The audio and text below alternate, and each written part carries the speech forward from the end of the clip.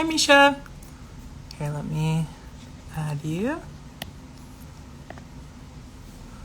Hi, everybody. Thank you so much for joining. We're going to get started in just 1 second.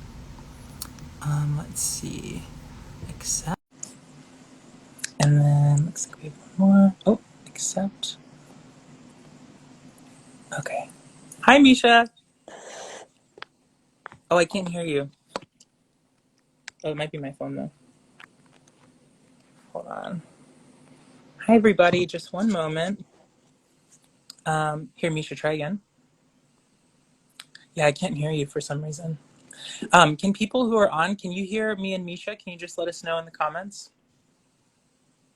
That way we can quickly sort out where the audio is coming. If you can hear me, anyone just type yes. Can you hear me like this? Yeah, I can hear you now. Oh, okay. Maybe it's the headphones. I don't need them. Okay, great. And then, okay, so we heard I can hear you, but not Misha. Okay, it should be good now. Can you guys hear both of us? Can you hear me now? Oh, thanks everyone for replying. All right, well, just let us know if there's any audio issues, you guys, and we'll get that sorted. And then, just looking for Sarah. Here, I can message her really quick. We'll just get started in 1 or 2 minutes, y'all.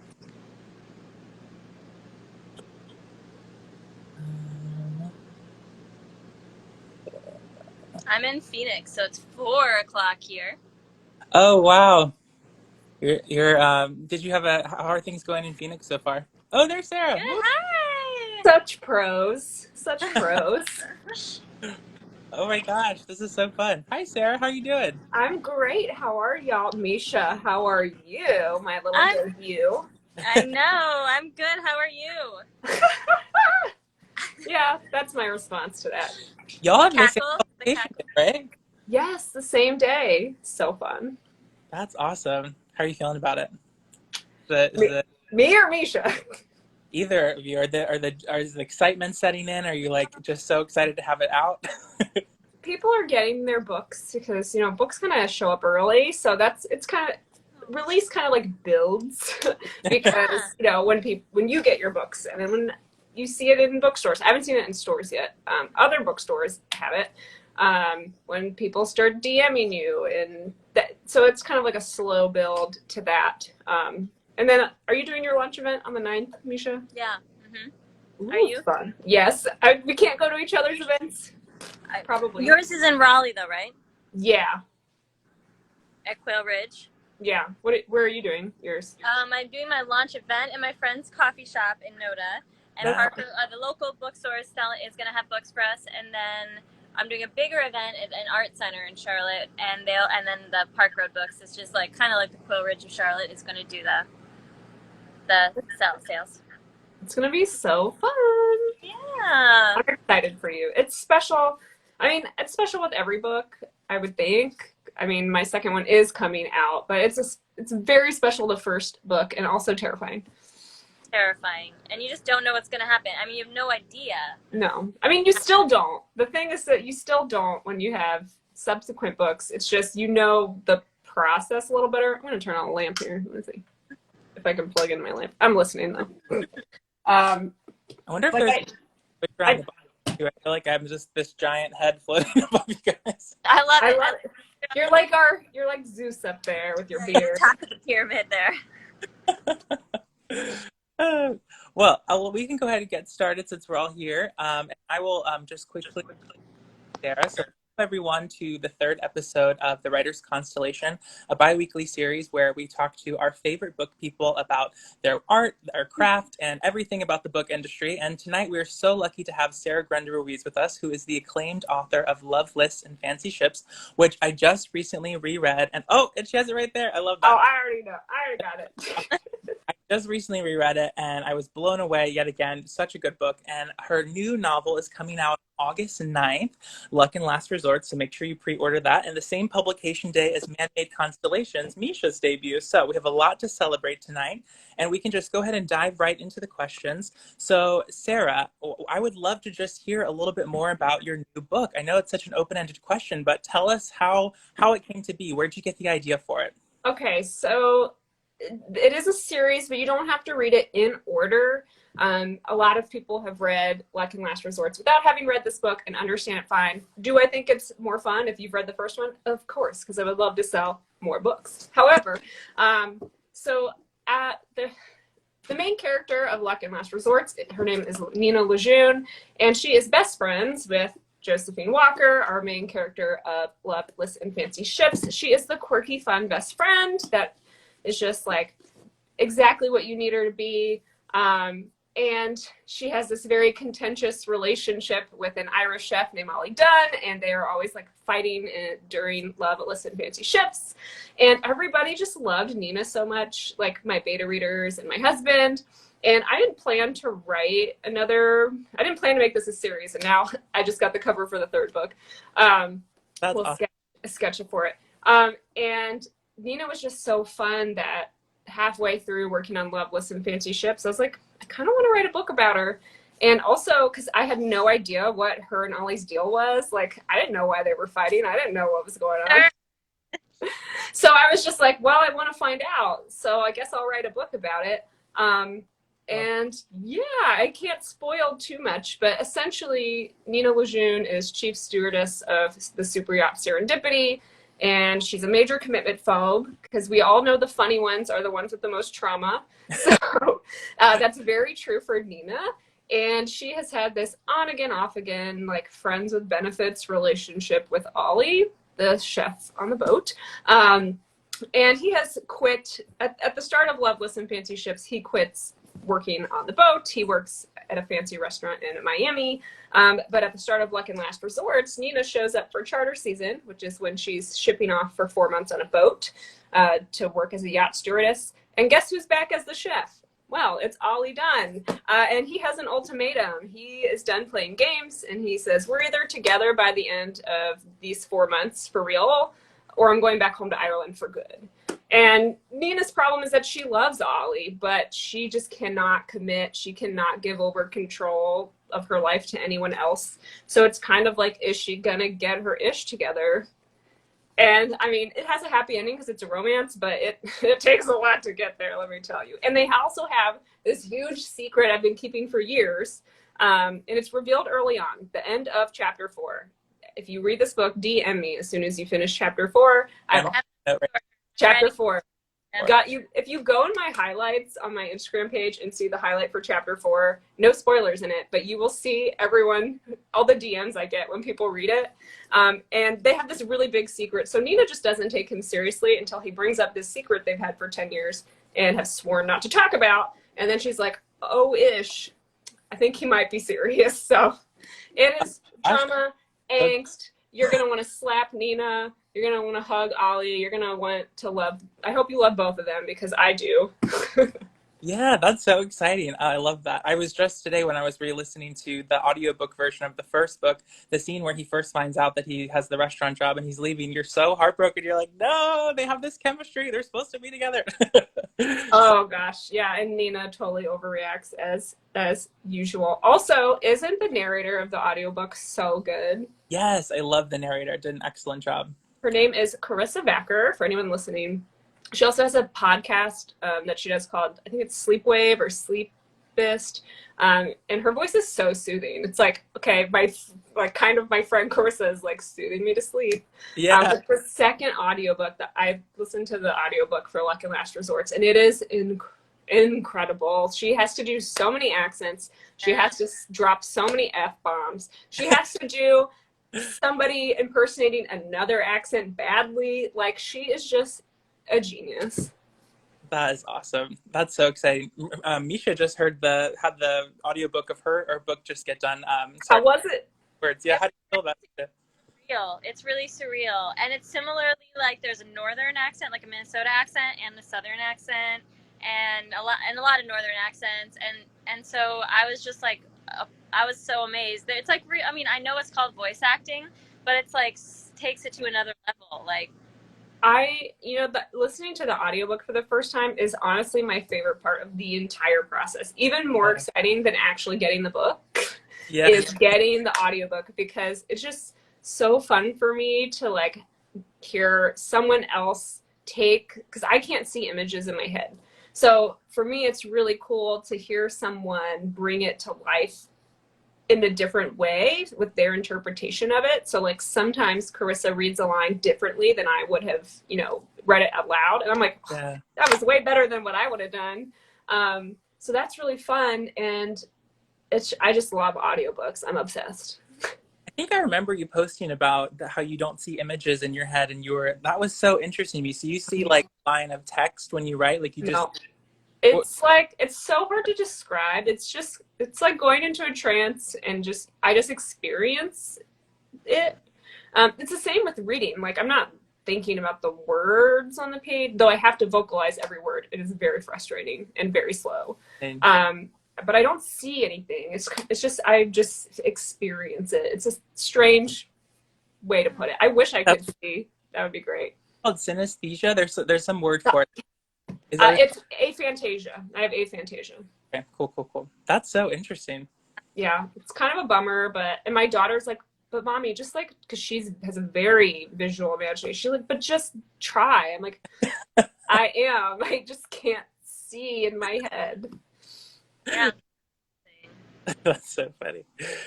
Well, you're still just knocking it out of the park though, and you're giving us these like amazing visual, especially like the water, and the landscape of Florida, and so you're like really giving us these crazy visual pictures. So it's amazing how the brain works and what it can do. I think a lot of that is I listen to my stuff a lot when I'm drafting, and I revise relentlessly. So like the more I do something, the more it feels like a picture, even if it's not. And I have to overwrite. So I have to overwrite blocking for like action. Yeah. Because I can't visualize it in my head. So I overwrite everything, and then I go back and take the parts other people don't need out. So it's a lot of building and then bringing it back down because I'm trying to make up for a deficit. But I think it allows me to have other strengths, which hopefully is emotion. But if you get just a few specific details, that's all you really need to make it sound like you know what you're talking about. No one wants all of them. No one all the details, and so I feel like you want the right amount or less than. I'm reading Sea of Tranquility, and it's so sparse, but I feel like there's like real skill in that, so I feel like it's all across the board. Yeah. Well, you talked about like your kind of your writing process with those like scenes and blocking, but what does your writing practice look like on a daily basis? I know I see your stories about it, but maybe if you can break it down. Yeah, so for those of you here who don't follow me, I basically vlog my life, and the only thing I care about is writing, apparently. So, and I basically share literally everything that I'm doing for the most part. But I would say that my process has become more intuitive over the years, just because I don't need to. I've already developed the discipline and like the desire to write often, and that was hard. I spent a lot of years getting up at 5 to write, and I don't do that in the summer because I don't have to. But my only rule for a writing day, like a day I'm planning to write, is that I write for 10 minutes. And if I write my 10 minutes, and typically it becomes a few hours or as long as I can get. And some days I hit my 10 minutes, like today was a 10-minute day. I forced myself to do 10 minutes. And at the end of the 10 minutes, I was like, like I could have done more, but I got distracted, and it was just, I was overstimulated today. And so I was able to stop writing without guilt, because I keep my goals really easy to achieve because it doesn't get you discouraged. It also helps that I have deadlines. So, I mean, every day I have ideas what I would like to work on that day, but I kind of just go with the flow, honestly. So, but I write most days. I would say I write most days. Yeah. I love that. I think Cadwell Turnbull, he has something similar where it's like he has 250 words or 200 words in the morning, and then it's like a paragraph or so. And if he hits that, that's his like mark. And then, he usually gets inspired and goes beyond it. I think that is such a smart strategy. Cadwell is amazing. Yeah. And I just love talking to him. You guys work together at NC State, so you probably see him all the time. Not all the time, really, but I was fortunate to like grab coffee with him probably last year, and we hadn't really talked much. And I was like, "We have a lot in common, Cadwell. You're now my new bestie." I love that. Yeah, he's a sweetheart. So this next question, you talked about it a little bit, but what does your process of kind of work-life balance look like? Because I know that you do so many things. So you're a mother, you are married, you write books, you do press, you go on interview shows, you blog, you do social media, you're a TikToker, you're a professor. I mean, you are just extraordinary doing it all. How does the time management work? Do you have a similar process to your daily writing commitments? Where what does it sort of look like for you? So balance is something I don't have. um, I talk about it a lot. I do have ADHD, and it can be a strength in a lot of ways. And when I'm hyper fixating on the right thing, and I'm obsessed with writing. I'm obsessed with whatever a book I'm working on. So that makes it easy in some ways. But I can also easily get obsessed with just a random idea. So last night I was like, I'm going to take every time the narrator says the word feck in this audiobook, and I'm going to edit a file, and I'm going to turn it into a song. And I spent like 8 hours on this. I went to bed at 1. I got up and I redid it. And it's like, and I'm sitting there like, Sarah, like, you need to clean your house. Your house is dirt. You need to do that. Like, you need to write. You need to do that. And my brain is like, nope, we are making a fecking song. Recently, you did a TikTok to it, right? Where you were like, I think I posted this. I didn't know that you made that song. That's amazing. That you filed that without. That's so. I made that. The summer is really hard for me because I don't have a routine because I'm not teaching. Yeah. So I'm kind of just like floating through life, doing whatever my whims are. During the semester, it's actually easier because I have places to be at and times to be at them. So I will wake up and write, but right now, my life is just kind of like, I'm not going to show you my house, but I'm looking at it. It's basically just like whatever grabs my attention is just like seeping out. I love that. But, there's weeks where I don't write because I have papers to grade and it's not a good time to write. So someone told me once that it was like, you're never going to have balance, but you'll learn how to navigate things. And that is just really true. Sometimes writing takes over my entire life. Okay, many times. But other times, work takes over. My brain decides we're not doing anything useful, or my kids are hectic. So I don't have any good advice for people other than be gentle with yourself.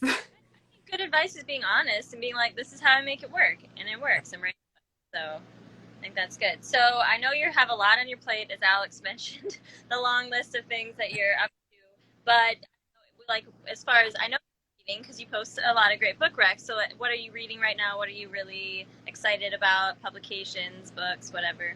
Yeah, so I've been in a reading slump this year, and not because the books aren't good. It's just all my brain wants to do is listen to like self-help audiobooks for some reason.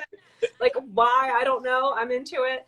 But I am currently reading a book called How to Bang a Billionaire by Alexis Hall. Have you read it? No, I haven't. What are you doing with your life? I read that immediately though, because that is advice I need. Honestly, like, it's so great. We all need to learn how to bang a billionaire. And I'm just reading a lot of queer romances, trying to just diversify my reading in all sorts of ways. So everything that's exciting me right now are, how mainstream queer romances are becoming, how mainstream, having neurodivergent characters has become, and, having authors of color, like, hitting the New York Times bestsellers for romance. Like, romance is hitting the New York Times bestselling list. And, like, yesterday I did a talk with some high schoolers at NC State.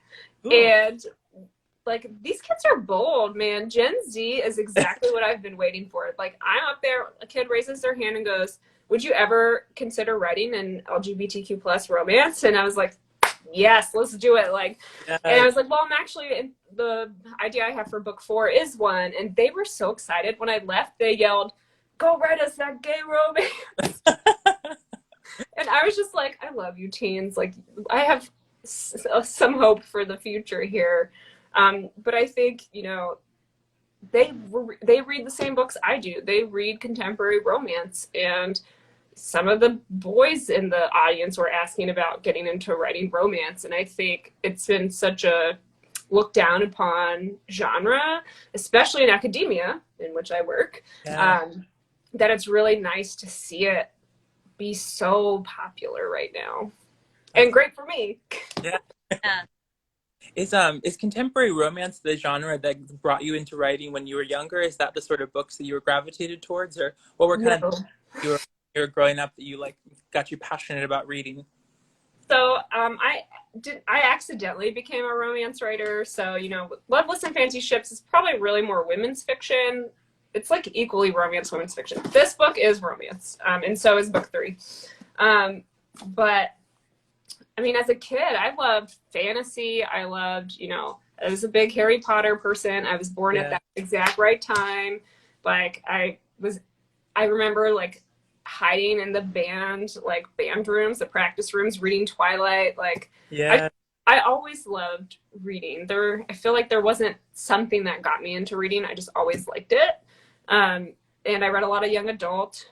I think I started reading women's fiction.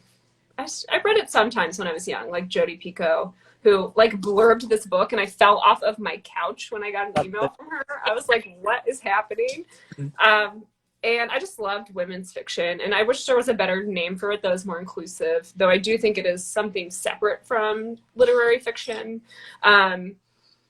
or general fiction. It is a specific type of narrative and type of story that I think could include more genders, but I just really love a good emotional plot where someone is learning something about themselves. And I stumbled into romance and just never got out. Like it sucked me in, and I'm like, someone asked, will you ever write another genre? I was like, no, maybe, but no, I have no plans to do it. I'm curious too.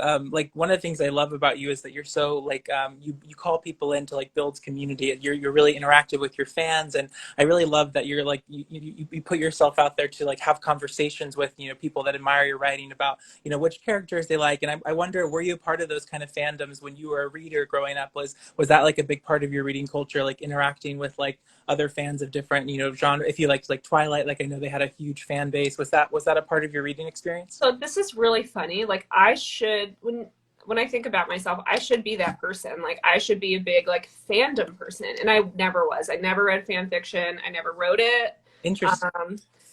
But a lot of my friends have enjoyed and are part of that. So, but no, I really didn't. I think it's just I'm an extrovert in an introvert's profession.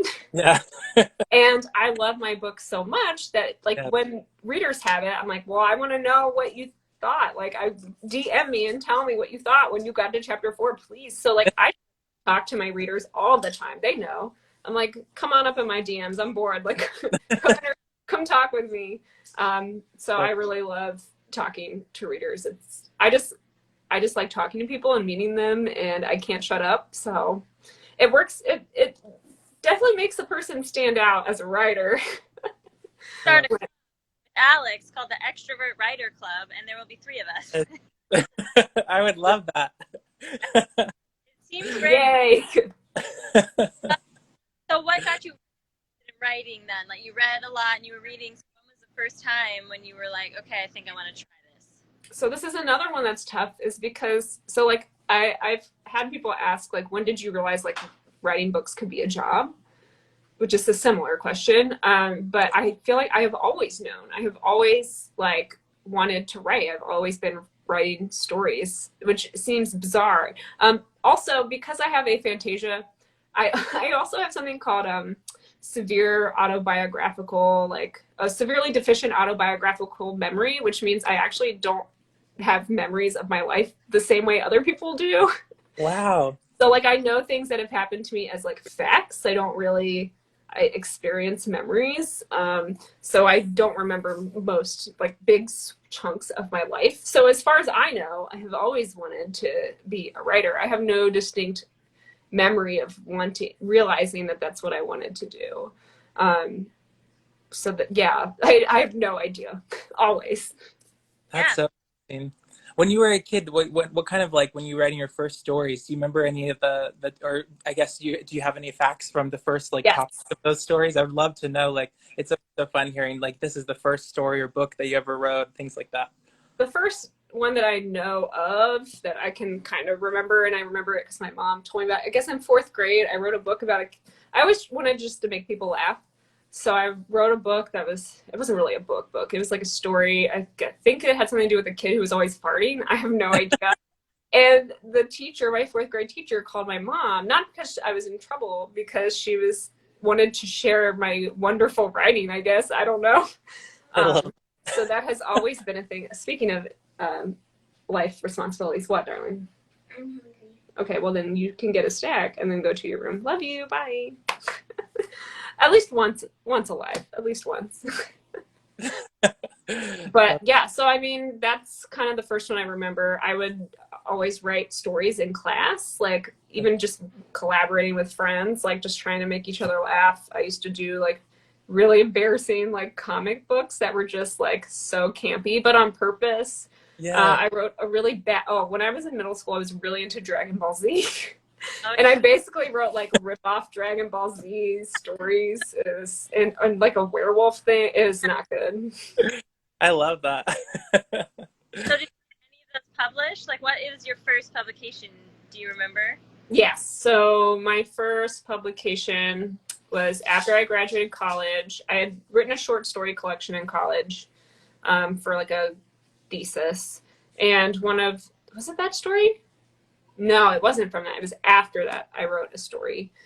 It's called All the Dogs Are Out Tonight. It is in an issue of Redivider. So that was my first, that I remember, that was the first one. I moved into novels pretty quickly. I always wanted to write novels. I didn't want to be a short story writer. They're great. It's just, I talk a lot, so you know. Though I used to be a flash fiction writer, which is funny to me. Like I wrote poetry in high school. Then I wrote I could only write flash fiction in college.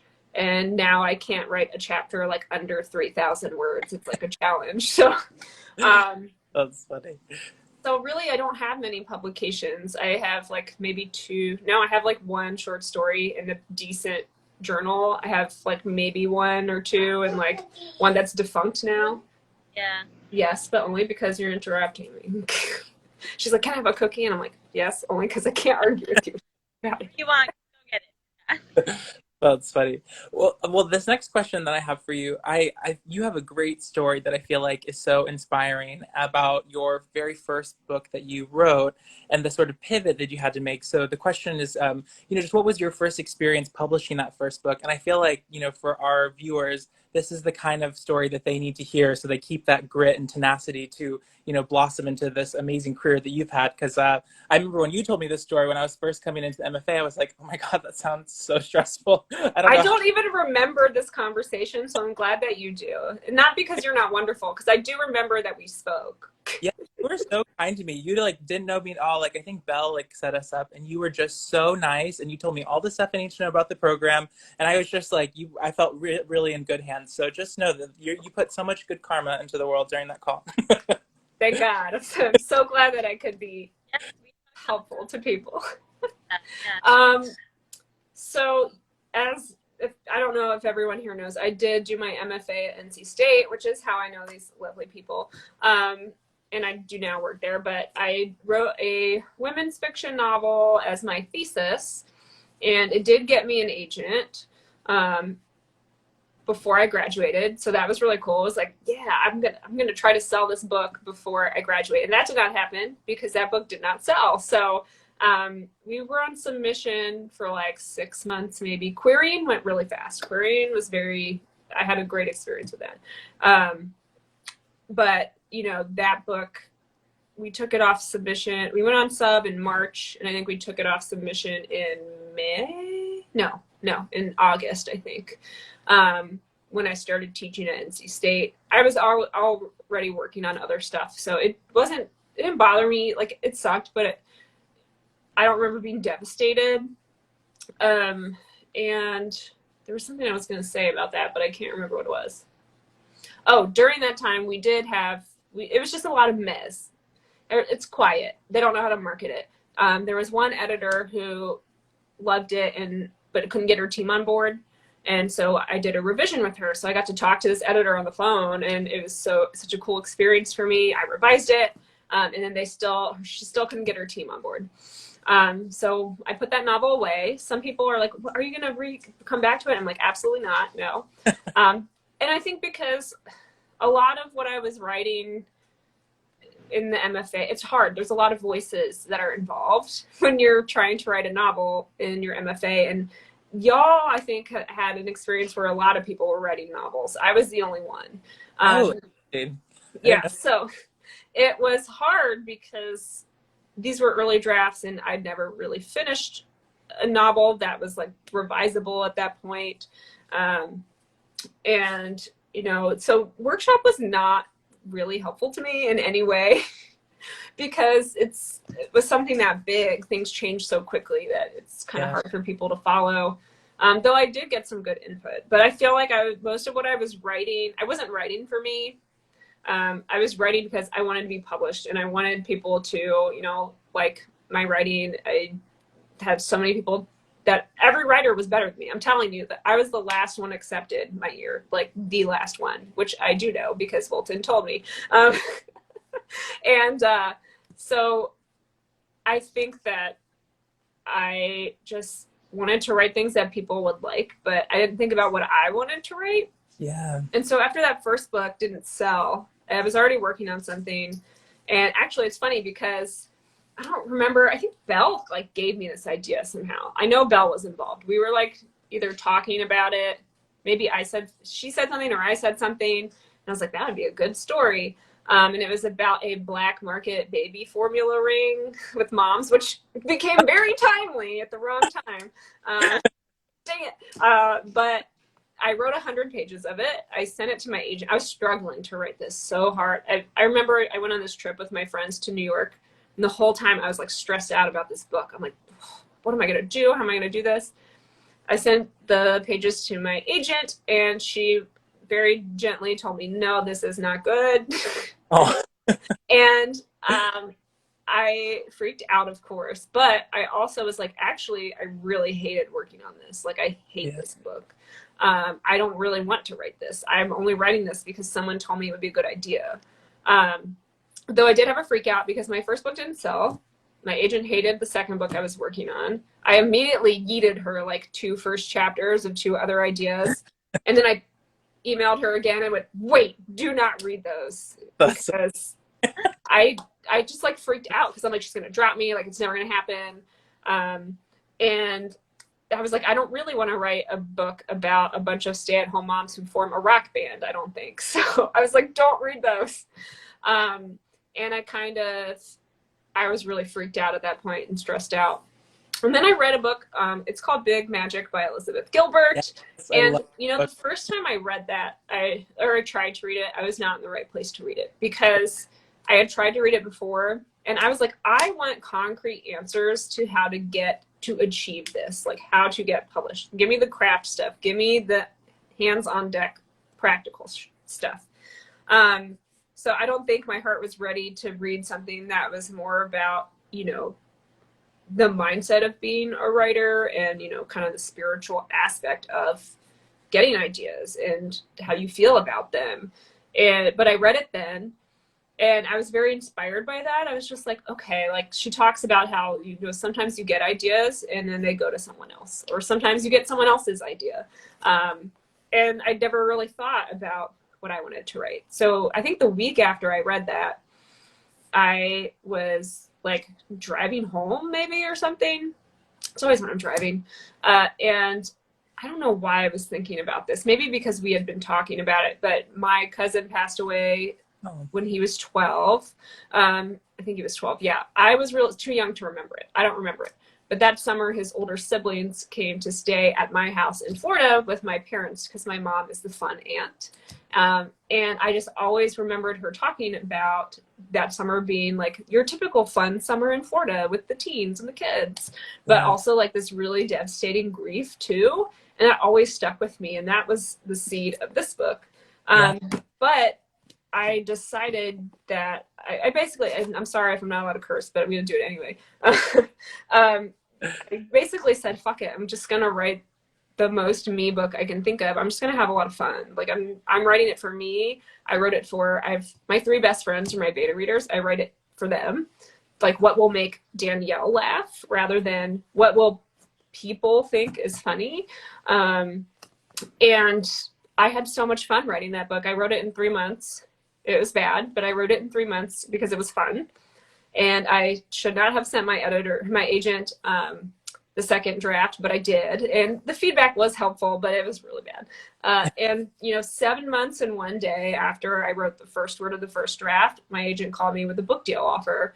And it was the editor who I did the revise and resubmit with with the first book. So, everything worked out the way it needed to. I'm so glad that it was this book because, my first book taught me a lot. It wasn't a waste. I didn't know I could revise to get something it was still pretty good. I wouldn't want to sell it, but, it taught me a lot. And I like to tell people that, like, there's things I would change about Love, Lists, and Fancy Ships now. There's things I would change about this book because I wrote it a year ago. But I like to think about each project, each book as a snapshot of who I am as a writer at that time. And I couldn't have written, this book the way I would write it now. I couldn't have done it. I didn't write it. And, I think a lot of people get stuck on one project that they like toil over for like a decade or more, or they query it to death multiple times. And I think sometimes there's only so far a project can take you, whether it's because you're tired or it's as far as your skill set can go for this project. So I think that everything worked out the way it needed to work out for me to be able, I always get the experience I need from the previous book to write the next book. Yeah. That is such good advice. Yeah. Yeah.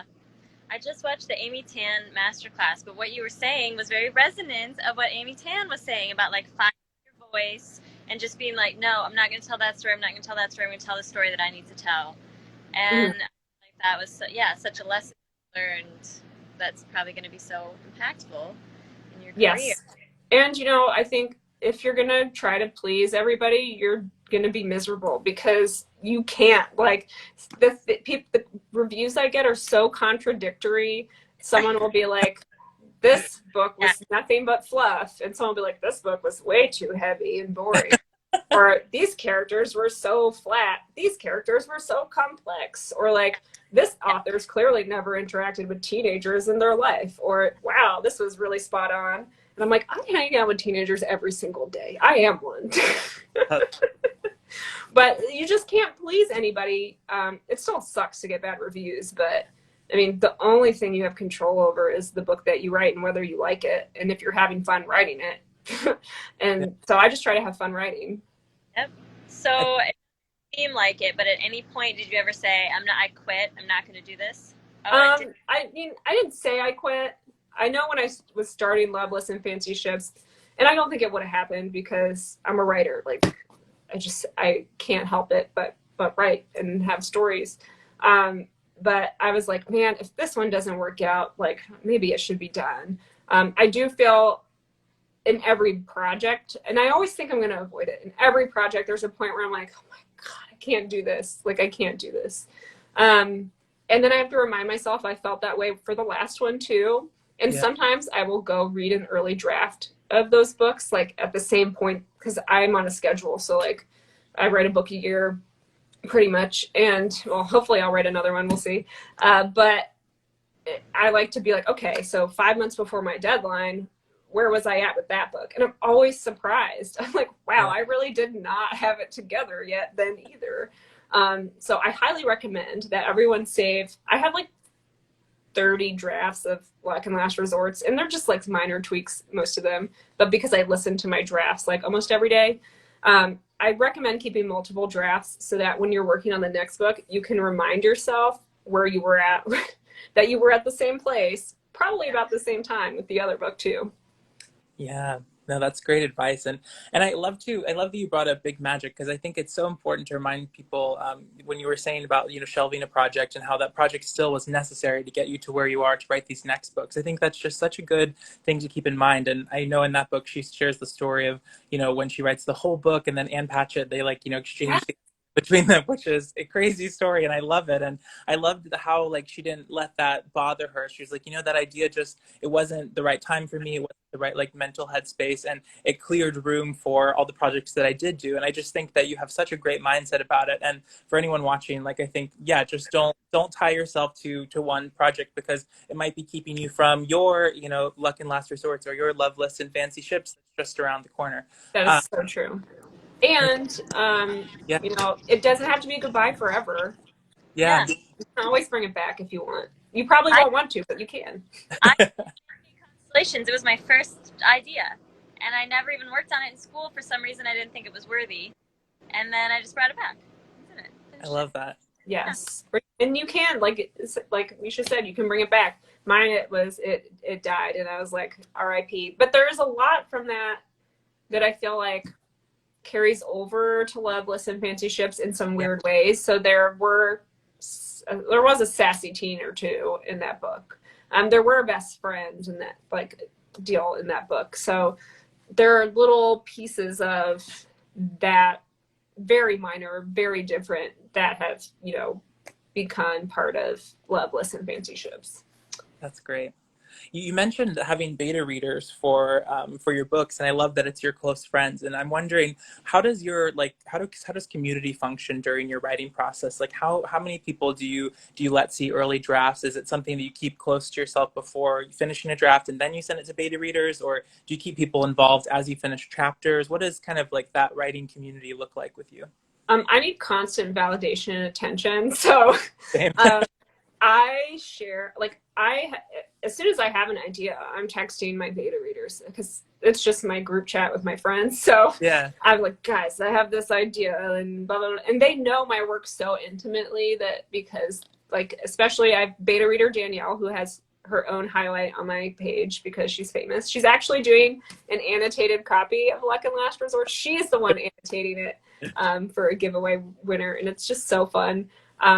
But as soon as I feel like, okay, I've gotten to the point where I want someone's feedback, which is usually very early, like first drafts, honestly. I'll write it and I'll go through it and try to make it something that is readable. It's not good, but it's readable, and I'll send it to Danielle. And she is such a fast reader. She is my vibe checker, basically.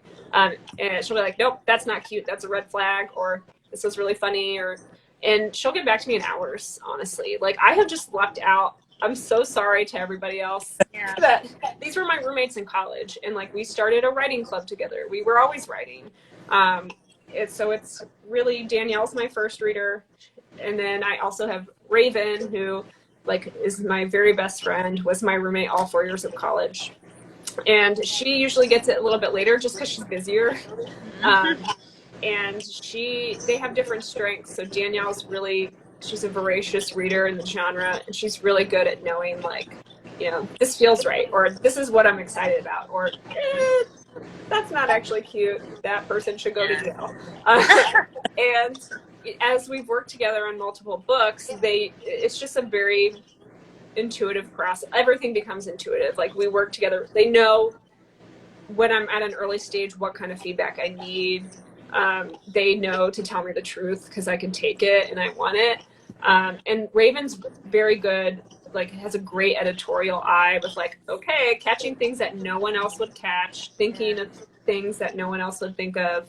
And once I have either a full half or the whole thing, I will send it to one of my friends here. Her name is Crystal, beta reader Crystal. She's one of my mom friends, and we're both big readers. And so I will send it to her once I've gotten through a lot of feedback, multiple rounds of feedback with Danielle and Raven.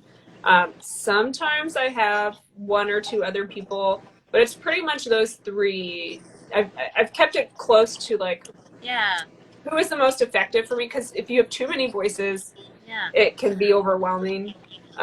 So just learning who whose feedback I need. And it's funny, and my editor's fabulous. I love working with my editor. My agent doesn't read my stuff unless it's something we're going to sell, which is great. I don't need an editorial agent. She is my business shark, which is what I need.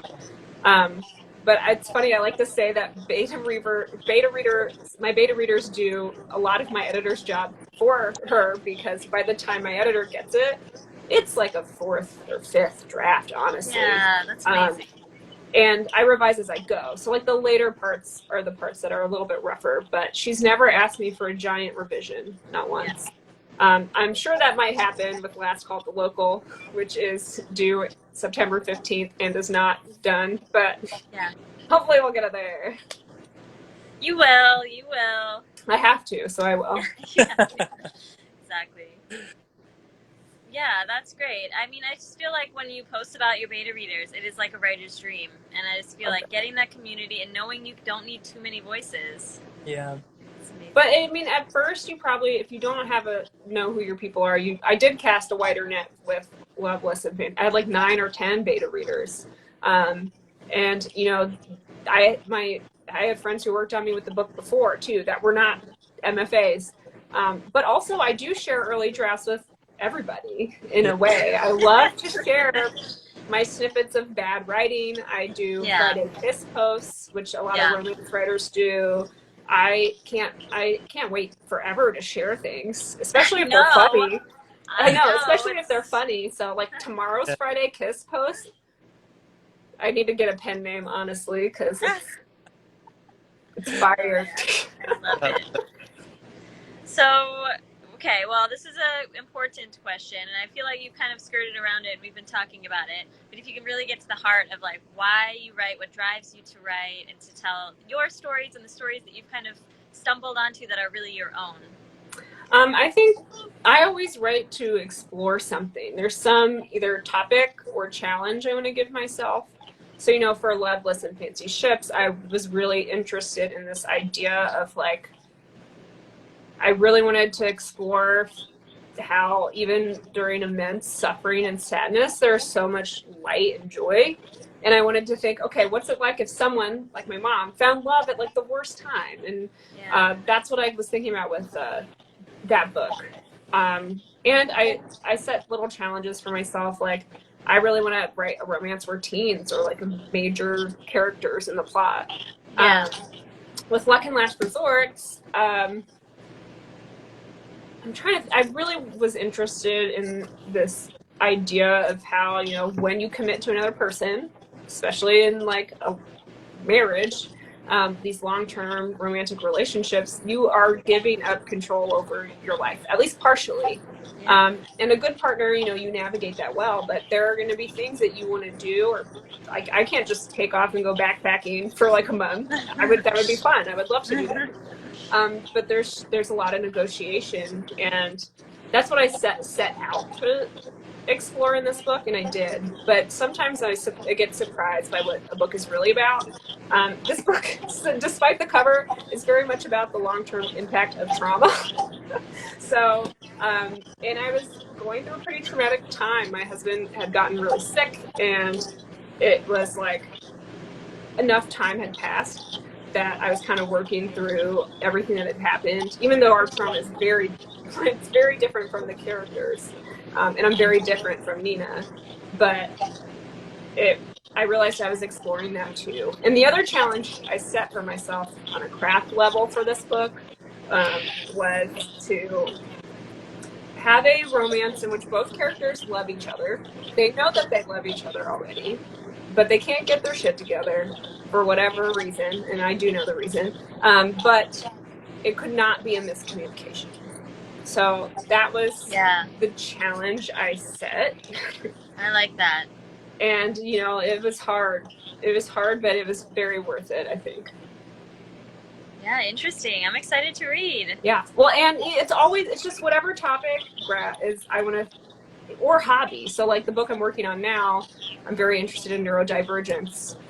So it's an ADHD OCD pairing. I backed myself into a corner because Jack is Ollie's brother, and Ollie's Irish, so Jack's Irish. So it takes place in Ireland. but I got to learn so much about Ireland. Rain is a musician, and I love music, so I got to do a lot of research and play around. So I just kind of pick things that I want to spend a year diving into. Yeah. Yes, go ahead, but not a cookie. Sarah, could you tell us a little bit? Also, sorry, Hold on, I can't hear you. Oh, Oh yeah, I lost you too.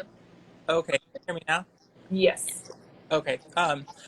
Sarah, I'm just so curious about, you mentioned briefly about your agent not being one that's an editorial agent. And I think people are often confused at the role that an agent plays in a writer's career. So if you could just for a second, just kind of share what your experience has been with that. Because I like how you described them as your business. They're the person who goes back for your book. Yeah, so I think most, yeah, I don't know what's going on with your sound, but I did hear your question. Heard most of it. Yeah. Okay. So I think most writers want an editorial agent. I didn't really care because I think because I work so closely with my beta readers and they're so good. So, my agent, everyone's agent kind of works a little bit differently. So Misha could probably speak to the differences here, but like Wendy is very involved with me when I'm coming up with ideas. I'll pitch them and she'll be like, if I ask it for her input, she will give it. If she doesn't think it's a project she can sell, she'll tell me, as we all know. And she'll do some edits with me. But once she sells the book, she's there if I kind of need her. I mean, she's CC'd on every email, so she's like my guardian angel watching. Yeah. And if I'm like, so she gets to be the bad guy for me, and I get to be the very pleasant author to work with, which is great because I just don't want anyone to hate me. I don't want anyone to be mad at me. So I'm like such a pushover. But if there's something that bothers me, I'll be like, Wendy, can you please ask them about this? Because I could never have the guts to just be like, I mean, maybe I would. But she does the negotiating, all the business stuff. She's got me a few opportunities, which have been really great. She's the one who, they handle my sub rights, which I don't really have any right now, but yes, okay, yes. So snack, they're always hungry. What is with that? Yes. So, my agent, I think most people's agents are whatever they need them to be. And I am happy to not have a super editorial agent because that's not really what I need. I need someone who will take charge of the business side of things. But I know other people who are different, like they revise a lot with an agent early on. But that's not me. Awesome. Thank you so much for sharing a little bit more about that. I feel like that's really important for people to know. Well, we've reached the end of our questions for you, and just thank you so much for being here with us tonight. This was so so interesting, so inspiring, and congratulations on all of your success. I'm so excited for you. And I'm so excited for Misha. Thanks. So I'm excited so for Misha. excited for us. I'm so excited Yes, for I us. know. And Tuesday is gonna be so stressful. Are you gonna get anything done this weekend? Because I'm not.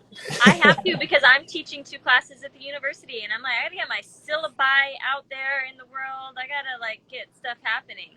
I mean, I haven't started mine either, but okay. Someone on the same page. Yeah. Someone emailed me last month because I'm teaching fiction writing this semester, and I haven't taught it. Congrats! Yeah. And they were like, "Can I have a copy of the syllabus?" And I was like, "Bold of you to assume I have even thought about a syllabus." Yeah. Talk to me the day before class starts. Yeah. That's when I'll have a syllabus. Same thing. Yeah. Same thing happened to me. And I'm just trying to get this 3rd book done, and I am going to be printing a lot of stickers. That's what I'm going to be doing this week. I love that. So my deadline is 2 weeks after yours. So I feel like we're really right on for my 2nd book. So do you know what's your pub date for your 2nd book? Not a clue. Do you have one? Right now, so it's next summer. It's probably next July, but they have it as July 4th, and I'm like, please tell me why you were publishing my book that takes place in Ireland in the winter on July 4th. Why? But you know what? They published this book the week of Thanksgiving. I was like, I know. Beach book. I know. I thought about that too when I got your book. I was like, nothing better than read about South Florida It was in airports, and that was when airports really picked up. So really, it was a good time to have it in airports. Yep, that makes sense. This I one remember was seeing it in the airports airport. too. So if you Yeah. go on a flight, go look for it. I And was I'll taking a sign your Delta name. flight, yeah. I'll sign your name so they can't return it, and I'll be like, "This is me. See, look, we look enough alike." Okay, but that happened to me. So the first time I saw my book in an airport was when we were going to Ireland, and we had a layover in, I think, Philly, and it wasn't in Raleigh anymore. And I was like, everyone I know has seen my book in an airport but me. Everyone, because I had never tried. And I was my husband was nervous. He was really nervous because he flies a lot, so he's seen it a million times. He's like getting real, because every store we passed, I didn't have it.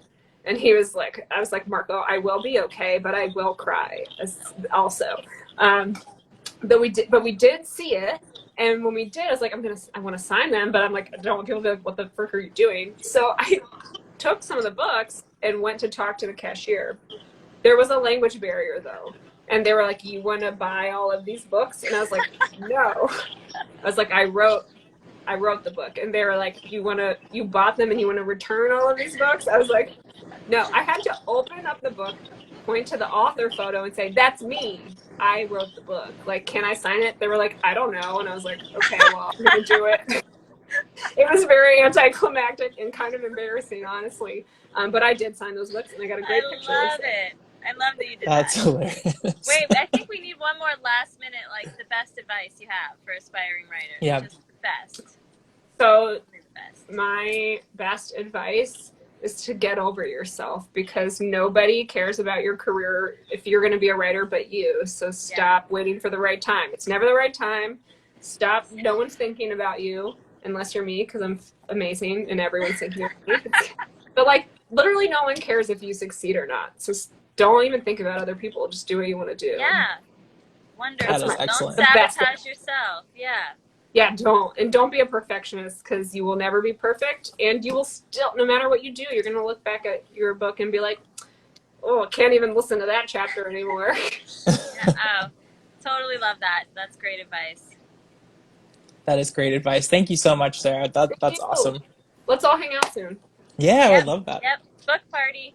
Book Party. And congratulations to you too. Yes. Your book coming out August 9th. So everyone watching, make sure you pre-order, and I'll post this with the links to both of your websites so people can get fast access to your new books. So exciting. Sarah and I will be at NC State in the end of September, so we'll be posting about that. And anyone who's in Raleigh, I'm doing a book event at Quail Ridge on Tuesday, so yeah. I don't have family local, so I don't want it to be a lonely room. So go support Sarah and Raleigh.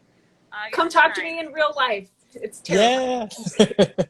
Yeah. Awesome. Well, thanks so much, and have a wonderful night. And thank you so much for coming on the show. We loved having you. So glad. Thanks. It was fun. Glad we got to hear from you. Bye. Bye. Let's see. Hi, Misha. Okay, bye. Bye.